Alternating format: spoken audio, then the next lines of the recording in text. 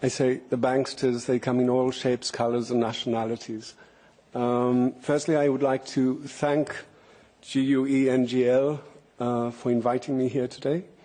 I would also like to thank them for producing this booklet, which not only tells my story, it also refers to the legislation I resigned over and puts my story in the context of other European banks operating out of Dublin.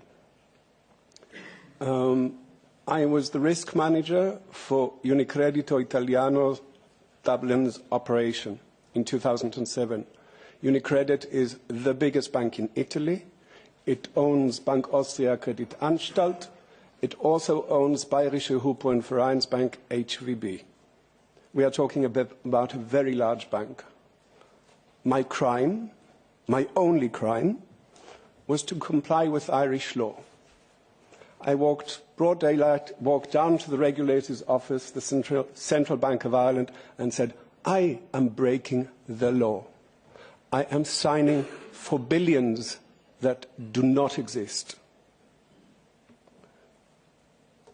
In Ireland, there's an expression that says, no good deed goes unpunished.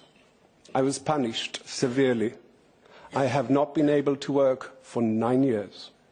I would also like to take this occasion to thank the people in real life, people on Twitter, people in America, people in Australia, who've helped me to keep going, who've on more than one occasion put a roof above my head and provided me with food. Because there is a law, there is a lot of discussion, but there is nothing being done, absolutely nothing. In practical terms. I resigned 9 years ago. During the 9 years that I resigned, statements were made, for example, by the CEO of Deutsche Bank, Josef Ackermann, who said, the liquidity problems of Dublin-based DEPFA Bank last September brought the entire German banking system to within a hair's breadth of collapse. That is on page 9 in the booklet. Has Mr. Ackermann been summoned to the EU Parliament to be asked how come a bank in Dublin almost collapsed the entire German system, banking system? Has he been asked that in any forum that we know of? Which bank is he even referring to? Does anybody here know? It's a very old German bank. Exists for 250 years. Deutsche Pfandbriefbank. Did anybody know that this was the biggest bank in Ireland in the last 10 years? Why do people not know this? Why are people so intimidated? I'll tell you why. Because they get threatened, like I did, in writing by Unicredit's lawyers, verbally on more than one occasion, and threatened by utter silence. All three biggest political parties in Ireland know of my story. I met with among others, Richard Bruton, who's a minister in the current government. He responded, we met at my solicitor's office in Dublin. He responded by saying that he would be in touch with the regulator. Nothing was heard from him ever again. Michael Noonan, the current Minister of Finance in Ireland, later stated that Fine Gael had never heard of me, although there are minutes of a meeting between me and Richard Bruton at a solicitor's firm. Joan Burton, who later became Deputy Prime Minister of Ireland, met me in person, raised my issue in the Irish Parliament, but never said a word once she came to power. So the silence is what is working against us. The lack of cooperation is also working against us. Mr. Molindo earlier referred to LGT Bank. How many people here today know what happened of LGT Bank in Germany? How many people among the Dutch people know that after you bailed out a failed bank called ABN AMRO, it went on to buy LGT Bank, belonging to the Duke of Liechtenstein in Bavaria? So a bailed out Dutch bank goes and buys a private bank in Bavaria? How many people in Holland know about this? Why? Do you not have a media? Do you not have a parliament? Like they said last week, even the national media is quite often late and they don't want to show the other. Well, it tells quite a lot that I was interviewed. My first television interview was by Australian television, Australian ABC, Australian state television, came all the way to Dublin to interview me.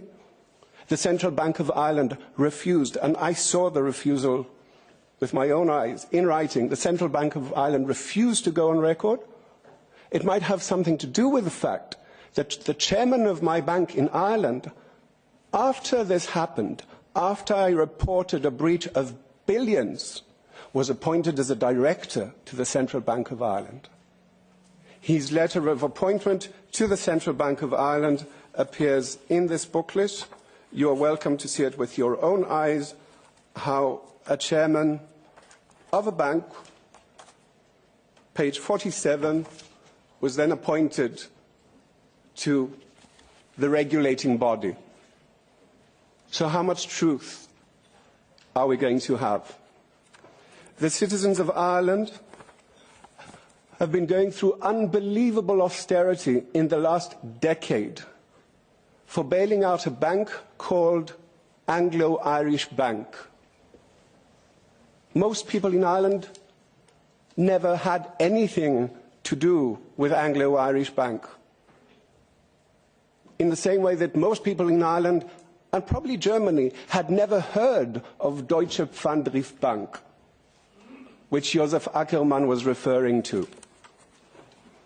Now, if you take a glance at who were the bondholders of Anglo-Irish Bank, this is on page 54, you will see some quite well-known names like Allianz Global Investors, I'm sure you're familiar with that name, Barclays Wealth Management, BBVA Asset Management, BNP Paribas, EFG Bank, EFG, associated to Mr. Latsis of Greece, Rothschild, and here we have KBC.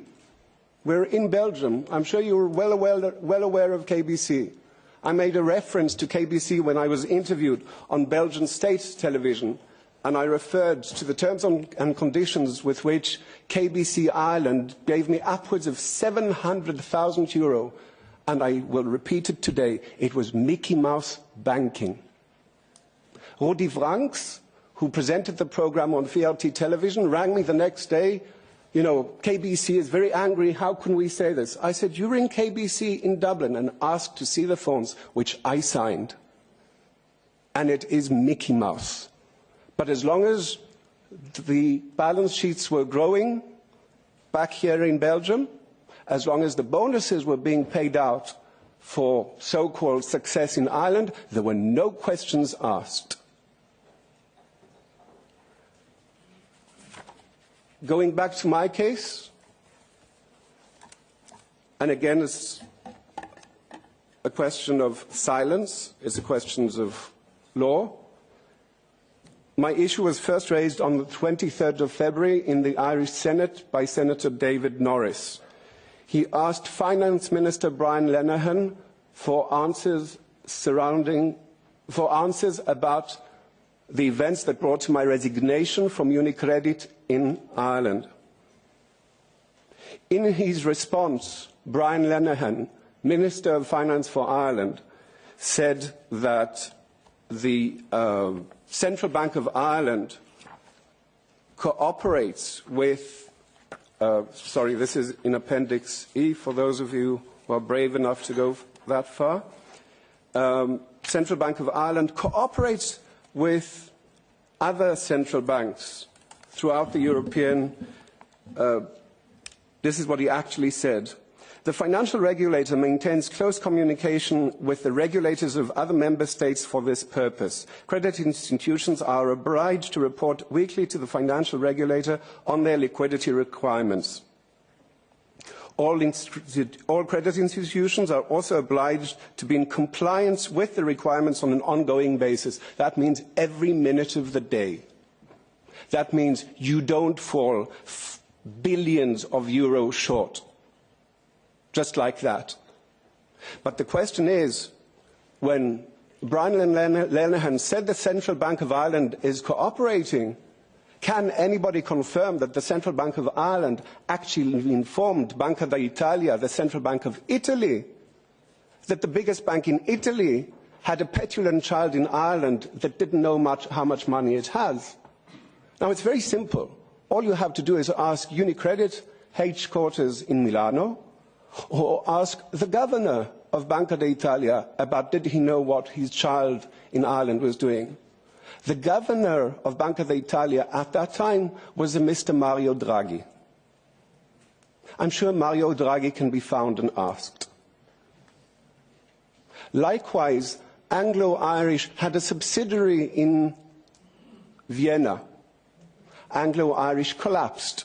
The subsidiary in Vienna was sold to a private Swiss family just before its collapse. That bank has been renamed twice. It's now called Wiener Privatbank. There is a lot of cooperation that is required. There is much to be done. There is no point in making more laws if the ones that exist are not enforced. Thank you very much.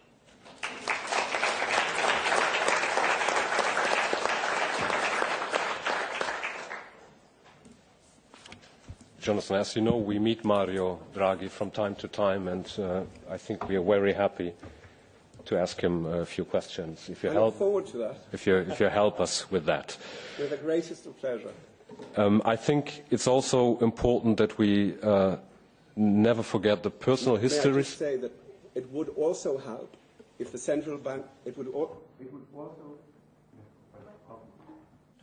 also help.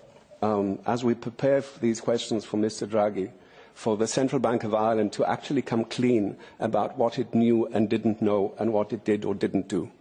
Because going back, and this was mentioned earlier about state prosecution, when I did meet with the Central Bank of Ireland, I was forbidden to record our own meeting. I'm the one who came to do the talking. I was not allowed to record my own voice. Secondly, the Central Bank threatened to hand me over to the prosecutor. Not the bank for committing a crime, but me for telling the bank about the crime, telling the central bank about the crime.